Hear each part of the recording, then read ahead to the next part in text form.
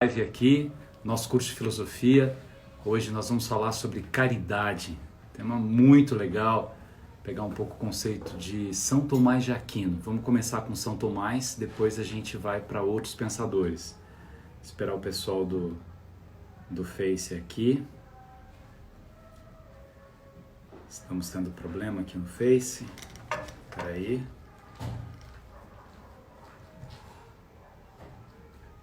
O pessoal do Instagram vai entrando, deixa eu tentar colocar no Face aqui de novo.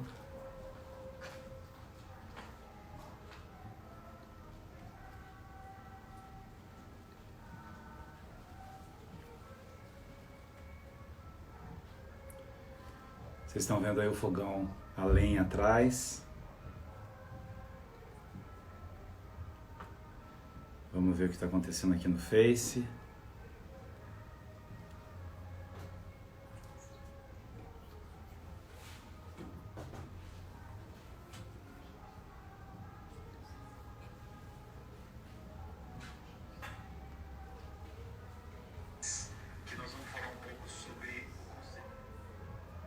Isso, agora acho que está entrando no Face também.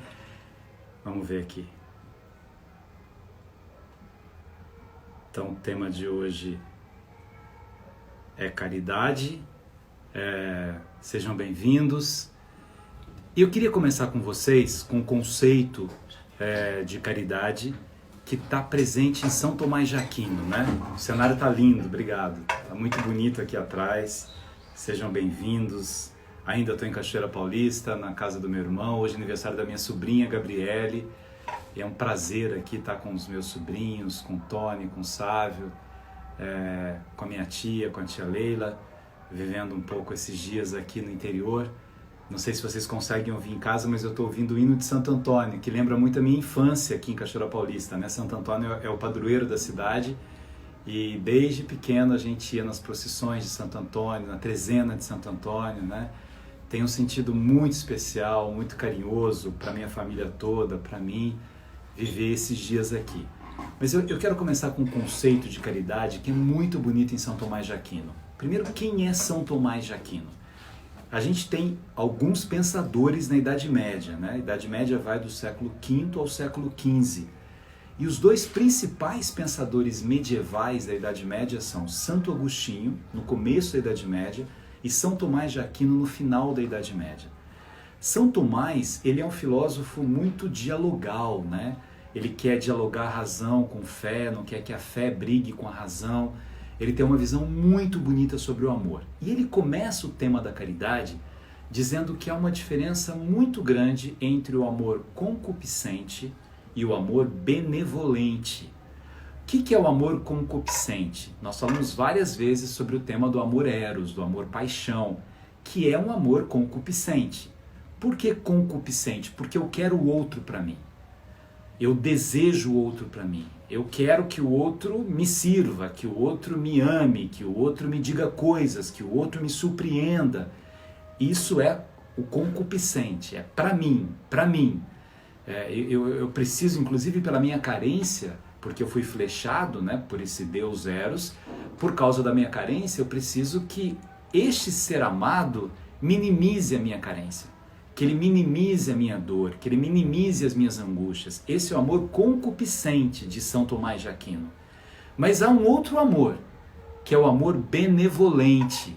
É o termo que ele busca para explicar o conceito de caridade. O concupiscente é para mim. O benevolente é o movimento que eu faço para entregar o meu amor para as outras pessoas.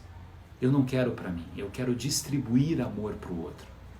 Eu tenho a consciência de que o meu ser se expande quando eu sou capaz de amar. Eu tenho a percepção de que sem amor eu vou me fechando em mim mesmo, que é o conceito de céu e inferno em São Tomás de Aquino. O inferno é o trancafiamento.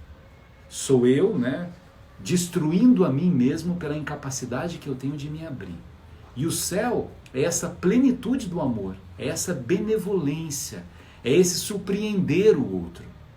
Tem uma historinha, né, um conto antigo, que é uma forma de explicar o conceito de céu em São Tomás de Aquino. Diz que uma pessoa que morreu, né, alguém que morreu, quis saber como era o céu e como era o inferno para decidir. Uma historinha, né? Não é que aconteça assim. E aí Deus foi levar a pessoa para o inferno, para ver como é que era o inferno primeiro. E chegou no inferno e viu aquelas pessoas magras, famintas, mas um banquete impressionante. Comida de todo lado. Eu falei assim, mas que estranho, com esse monte de comida, por que está todo mundo passando fome? Aí ele só observa, vê aquilo tudo e vê aqueles garfos enormes que estavam ali no inferno. Vai para o céu. O mesmo banquete, as mesmas comidas, os mesmos garfos enormes. Só que as pessoas muito felizes e todas alimentadas no céu. E aí ele fala assim, mas Senhor, é a mesma coisa. As comidas são as mesmas num e no outro lugar. Os talheres são os mesmos num e no outro lugar. Por que que ali no inferno eles passam fome e no céu eles estão alimentados? Porque no inferno, como cada um tenta comer para si mesmo, e os talheres são enormes, todo mundo derruba e ninguém consegue comer. No céu, eles perceberam que se eles alimentarem uns aos outros, todo mundo vai ser feliz e todo mundo vai comer.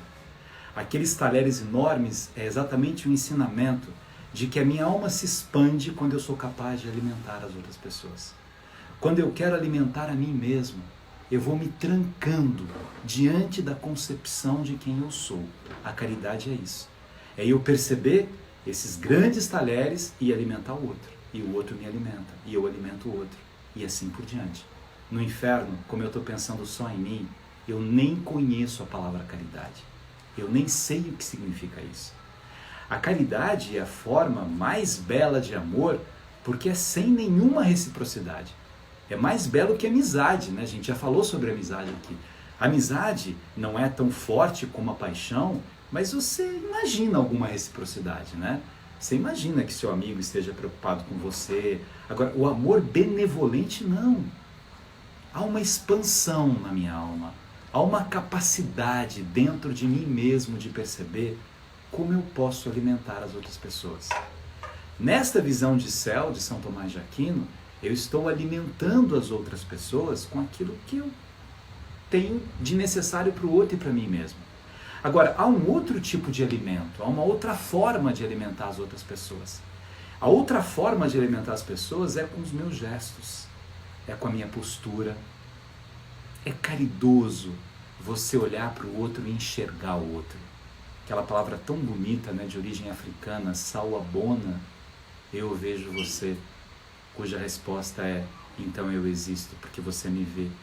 A caridade faz com que eu veja as pessoas. A caridade faz com que eu tenha um elemento de compaixão com as pessoas.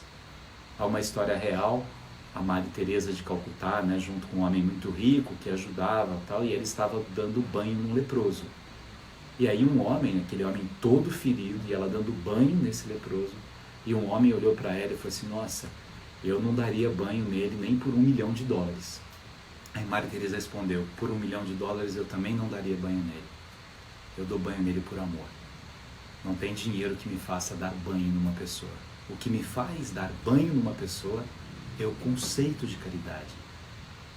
Pensem nessa palavra, expansão da alma. São Tomás de Aquino quer que nesta vida a gente viva expandindo a nossa alma para a gente chegar pleno no céu. Quanto mais a gente se fecha na gente mesmo, mais a gente sofre. O egoísta não é caridoso, o avarento não é caridoso, o arrogante não é caridoso, porque ele só pensa nele mesmo. O tempo todo, se ele puder, ele pisa nas outras pessoas, ele despreza as outras pessoas, porque não se trata dele. A caridade, ela vai além da solidariedade. Solidariedade é uma palavra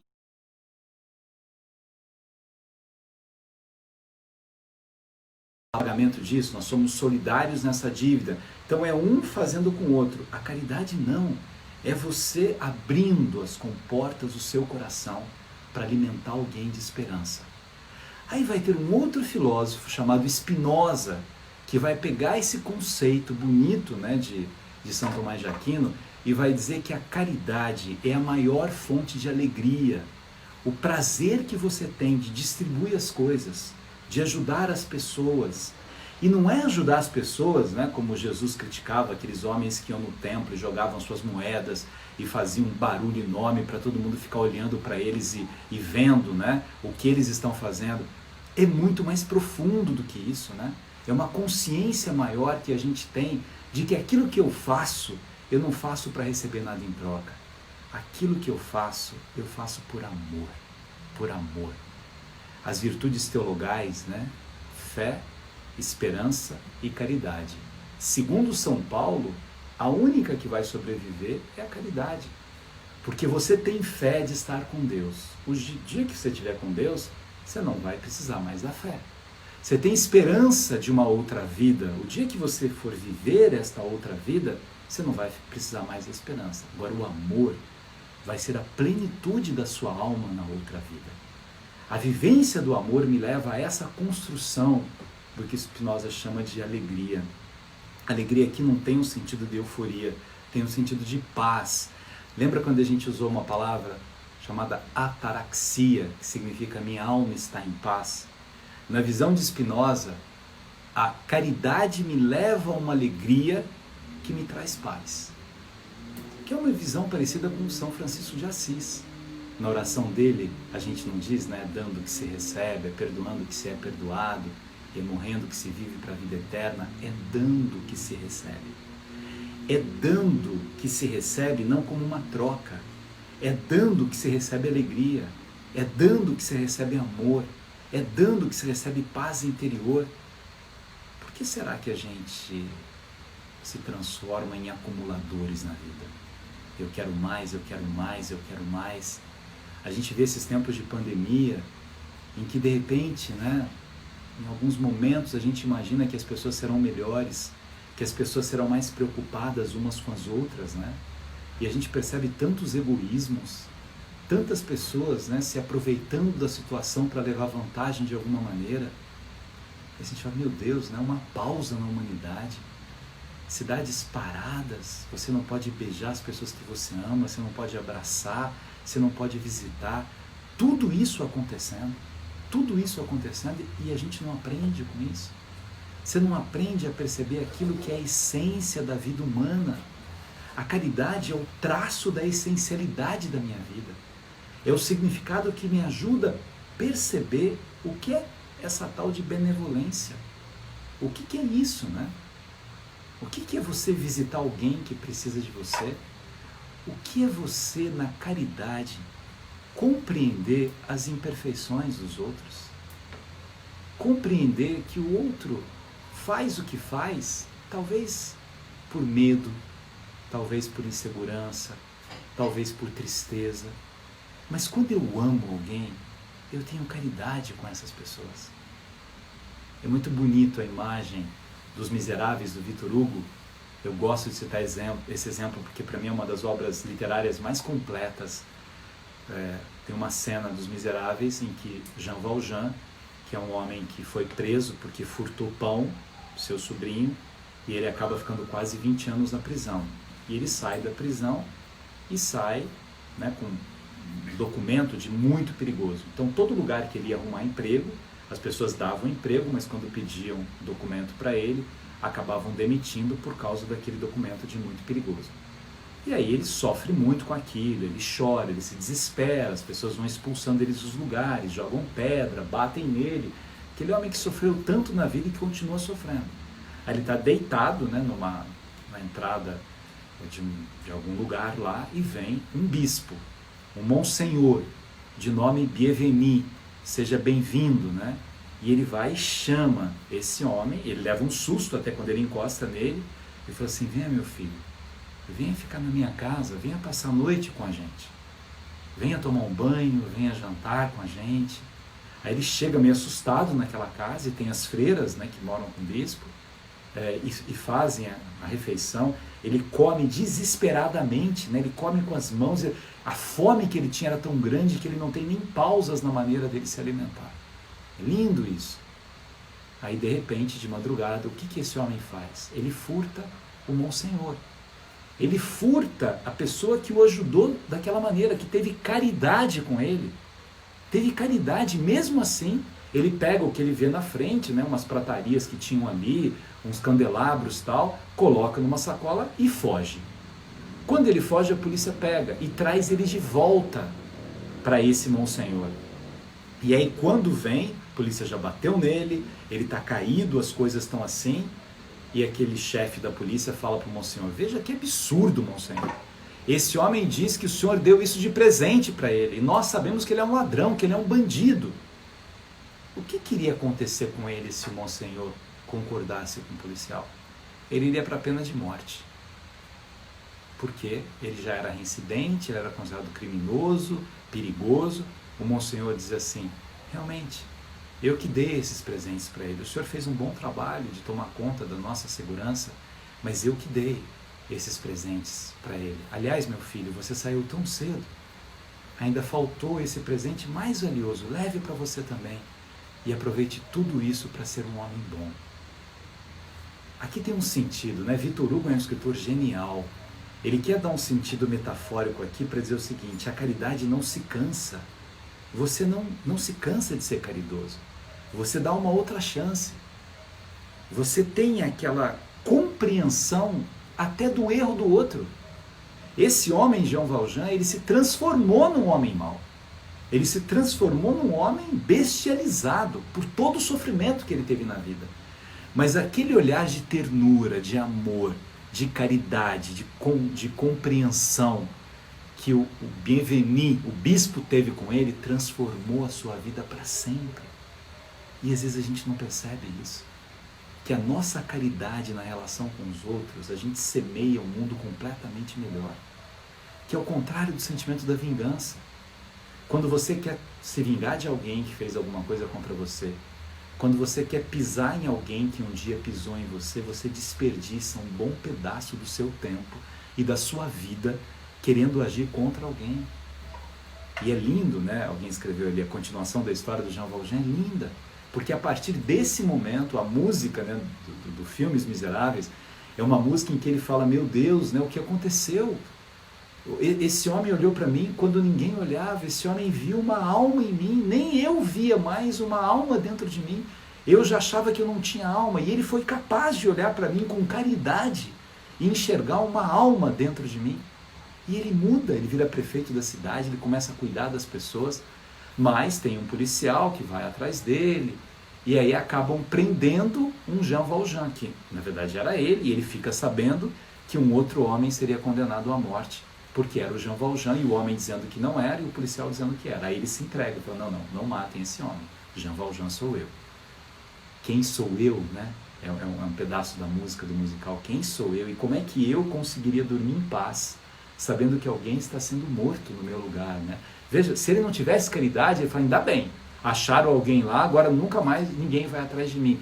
Mas a sua alma tinha uma expansão, que ele não poderia imaginar, né, que alguém pudesse estar sofrendo injustamente por algo que não cometeu. E ele cometeu no passado, naquela legislação, ele cometeu, mas ele saiu, ele pagou por aquilo. Só que ele deixou de levar o documento toda semana lá, porque ele começou uma vida nova e ele quis esquecer da sua história do passado. E aí prossegue o livro, não vou contar o final da história. Mas é lindo isso. E essa visão, aí você pega, né? Tem uma coisa interessante aqui na história, quando a gente estuda o Javert, que é o policial que vai atrás dele, que é totalmente enlouquecedor, porque quer pegar, eu faço isso com os meus alunos às vezes, eu falo assim: vamos estudar a personalidade do bispo e a personalidade do acusador e do perseguidor, né? O bispo, mesmo furtado, ele era um homem profundamente feliz. Era um homem que ria o tempo todo, que ajudava todas as pessoas, que tinha caridade nos poros do seu corpo. Tudo para ele era caridade, tudo ele dividia. Aquele inspetor, ele tinha norma na cabeça dele, mas ele era tão fechado, ele se alimentava tanto de ódio, que o final dele é muito ruim. Porque ele foi incapaz de perceber que mesmo que Jean Valjean tivesse feito alguma coisa de errado no passado, ele era um outro homem. Mas a cabeça dele, aquilo, ele queria ir atrás. O que é isso? Vamos voltar à visão de São Tomás de Aquino. Eu estou preso a alguma coisa do passado.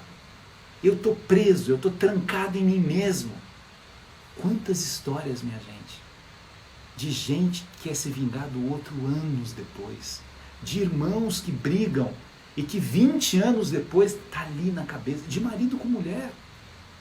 Você resolveu passar por cima do problema e lá se vão 20 anos, continuam juntos. Ah, mas eu nunca me esqueço, não sei o que, um dia você vai me pagar. Olha a alma pequena. Isso, quem é? Fati, o bispo tinha um amor ágape. O amor ágape é o amor caridade. O bispo tinha essa visão. A caridade me ajuda a olhar para a vida e pensar na brevidade da vida. A vida é muito curta. Ela é muito curta. A gente, em algum momento da vida, a gente acha que seria bom, né, a gente ter mais idade quando é adolescente, você quer ter carta, quer ter 18 anos, quer ter independência, aí você quer fazer 20 anos, 22, 25, deixa eu parar por aqui. Não para. Quando você olha, né, já se vão 60 anos, já se vão 70 anos,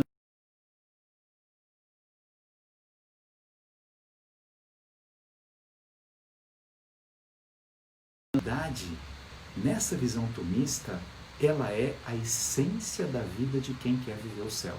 Aqui, começa aqui e se dá plenamente depois da morte na visão dele. Se eu quero olhar para essa vida, eu não devo jamais cultivar vícios que possam destruir esta grande virtude que é a caridade, que é o amor. As pessoas às vezes leem aquela carta de São Paulo aos Coríntios, né?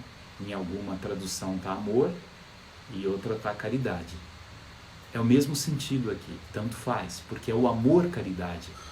É que há outras formas de amor, o amor eros, o amor filia, e aí, dependendo da tradução que a Bíblia desenvolveu, algumas mantiveram a palavra amor e outras colocaram a palavra caridade para dar esse sentido de que tipo de amor é a caridade, de que tipo, de como ela se desenvolve, como essa caridade ela tem essa expansão da minha alma e me leva para essa palavra tão bonita que é a palavra alegria, esse sentimento tão iluminador da minha vida que é a alegria.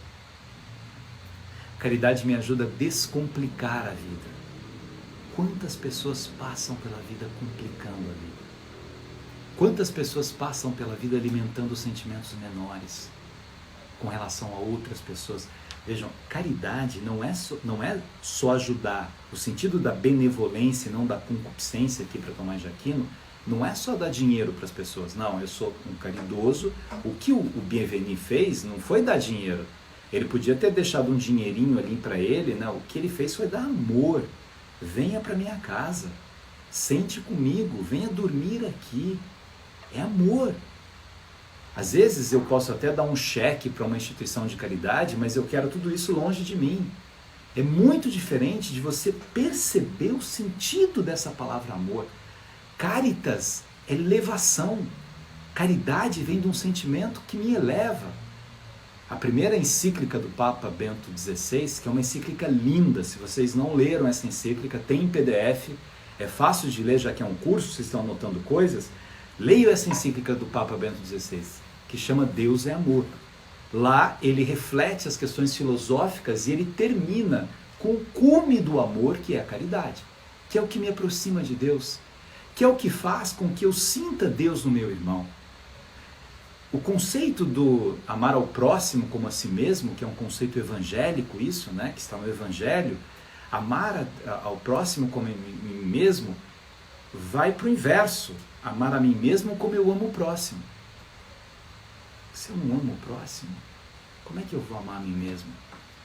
Se eu não amo o próximo, tem um pensador, né, um filósofo do direito chamado Norberto Bobbio, que ele diz assim, para que eu consiga ter uma paz interna, eu preciso ter uma paz externa. Porque eu vivo numa sociedade, eu convivo com pessoas. Ao conviver com pessoas, eu preciso me abrir para essas pessoas. Eu preciso ter esse movimento para que a minha vida seja mais leve. Para que eu valorize as coisas mais essenciais da minha vida. E não há nada tão essencial como caridade. Caridade. O agir caridoso, o falar caridoso, o compreender caridoso. Às vezes você convive com algumas pessoas que não estudaram o que você estudou, que tem dificuldades, né? Hoje a gente está no mundo tecnológico e você tem problemas tecnológicos às vezes, né? E alguém pede para que você ajude. É uma expressão de caridade a minha paciência com essa pessoa que não sabe o que eu sei daquele assunto. É uma expressão de caridade quando eu percebo que eu estou dando uma parte do que eu sei e uma parte do que eu sou para as pessoas e uma parte do que eu tenho. Tudo isso é caridade. Eu digo muito que os professores professam a profissão da caridade ou da generosidade, porque nas salas de aula você deixa um pouco do que você é, um pouco do que você sabe, um pouco do que você tem de conhecimento. E na vida a caridade é isso. Voltando ao Mari Teresa, é lindo exemplo do leproso, né? Por $1 milhão eu não daria banho no leproso, mas por amor sim. É lindo quando ela diz assim, não permita que as pessoas passem na sua vida e saiam da mesma maneira. Permita que as pessoas, ao encontrarem com você, percebam amor em você e elas se transformem um pouquinho. Minha gente, tem muita gente que vai para o caminho do ódio, da perversidade, que é o contrário da caridade. Essas pessoas, infelizmente, elas têm adeptos. Vocês vejam, né, quantos sites de ódio, de xingamento, que tem um monte de gente que segue, que fica torcendo para isso. Infelizmente, muitas pessoas que cultivam na sua vida o trancafiamento, o ódio, a perversidade, têm seguidores. São contaminados por essas pessoas. A caridade não contamina ninguém. A caridade contagia as pessoas. A sua caridade vai contagiar as outras pessoas, mais do que as suas palavras. Mais do que as suas palavras, o que vai gritar na mente de uma outra pessoa são os seus exemplos. É a maneira com que você dirige as outras pessoas, né? Estava dizendo para vocês que eu comecei aqui a live ouvindo o hino de Santo Antônio e isso me traz muitas lembranças de infância, né? Eu perdi um irmão quando eu tinha 15 anos de idade, ele tinha 21 anos de idade num acidente de carro. E foi no dia 15 de junho, logo depois da festa de Santo Antônio, que é dia 13 de junho, né? E uma das últimas cenas que eu me lembro, eu estava no carro junto com ele, nós tínhamos ido a um casamento em São Paulo, e foi uma tristeza imensa para a nossa família. Mas a nossa família tinha uma lembrança da festa de Santo Antônio, em que ele tinha uma blusa, e ele tirou a blusa para dar para uma pessoa que estava com frio na festa. Minha mãe repetiu isso tantas vezes para o padre, dizendo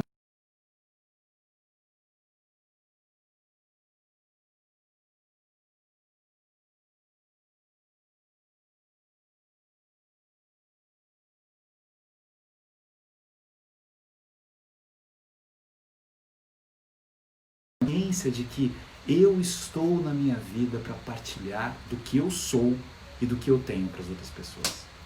Os acumuladores vão numa outra linha, eu quero para mim, eu quero para mim, eu quero para mim, eu quero tudo para mim, que é o conceito do inferno em São Tomás.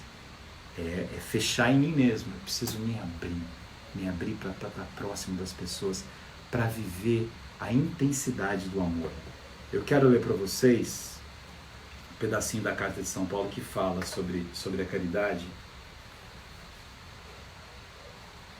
que vocês conhecem muito, mas é muito linda essa passagem. Ainda que eu fale a língua dos homens e dos anjos, se não tiver caridade, não serei mais que bronze que soa, o símbolo que retine. Ainda que eu tenha o dom da profecia e conheça todos os mistérios e toda a ciência, ainda que eu tenha a plenitude da fé, uma fé de transportar montanhas, se não tiver caridade, nada serei. E ainda que eu distribua todos os meus bens em esmolas, ainda que entregue o meu próprio corpo às chamas, se não tiver caridade, nada disso me aproveitará.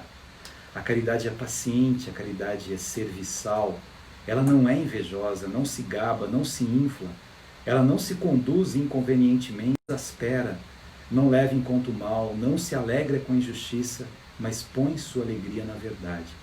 Ela tudo desculpa, tudo crê, tudo espera, tudo suporta. A caridade não passa nunca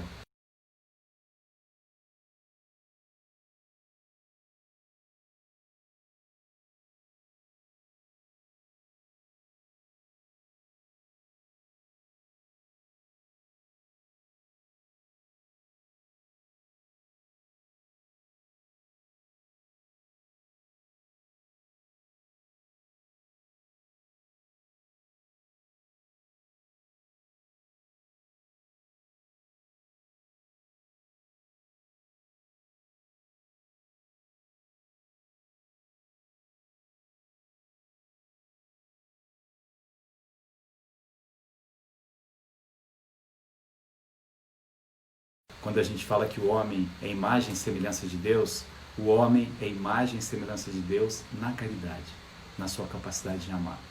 Deus fez o mundo numa explosão de caridade. Tudo que foi criado vem dessa benevolência do artífice maior, né? Do artista primeiro da humanidade. Nós somos consequências disso. Para nós nos aproximarmos de Deus, a gente precisa sentir o que é a essência do amor. Nossa, passou rápido, 6h30. Deixa eu dar uns beijos aqui para vocês, agradecer quem está participando aí, a Silvia, Elaine, Angélica. Estava travando no Insta, agora que eu estou vendo aqui. Caridade, deixa eu ver o pessoal do Face, Senira, Euzenir, boa noite, obrigado por acompanhar. Deusi, Maria Araújo, a caridade e a alegria de sempre se expandir no outro, exatamente. Vamos pensar em algumas palavras, é muito bonito a gente refletir sobre o conceito das palavras, né? Caridade é expansão, eu vou expandir a minha alma. E a expansão me traz alegria, ao contrário do trancafiamento. Ninguém consegue ser feliz sozinho. Vamos lembrar da história do céu e do inferno, né? A diferença é que no céu um alimenta o outro. Obrigado, Lucinda, Denise. É isso, minha gente. Obrigado pelo carinho de vocês. Amanhã não teremos a live aqui. Amanhã tem uma palestra e eu não vou conseguir estar aqui nesse horário. Tem um evento da Academia Paulista de Letras. Mas sexta-feira a gente está de volta, tá bom? Eu estou fazendo de propósito não fazer amanhã para vocês sentirem um pouco de saudade, né? Porque senão todo dia, assim, de repente enjoa. Então amanhã a gente não tem, mas sexta-feira a gente tem no mesmo horário, 6 horas. Obrigado pelo carinho de vocês, um beijo enorme para vocês, um beijo para a Vilbia, querida Vilbia que está aqui acompanhando. Eu abri dizendo que hoje é aniversário da minha sobrinha linda, Gabriele, parabéns para a Gabriele. A Gabriele tem a essência da caridade. É impressionante como ela é benevolente com as pessoas, como ela foi benevolente, né, com a avó, de ficar o tempo todo do lado, de acolher, de amar, e nunca por obrigação, sempre como expansão.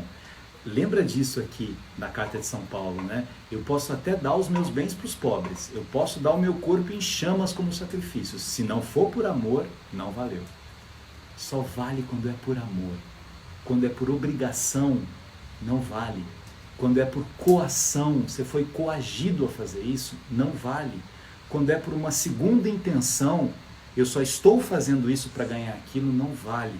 Só vale quando é por expansão da alma. Essa é a beleza da caridade. Até sexta, então. Um beijo para vocês.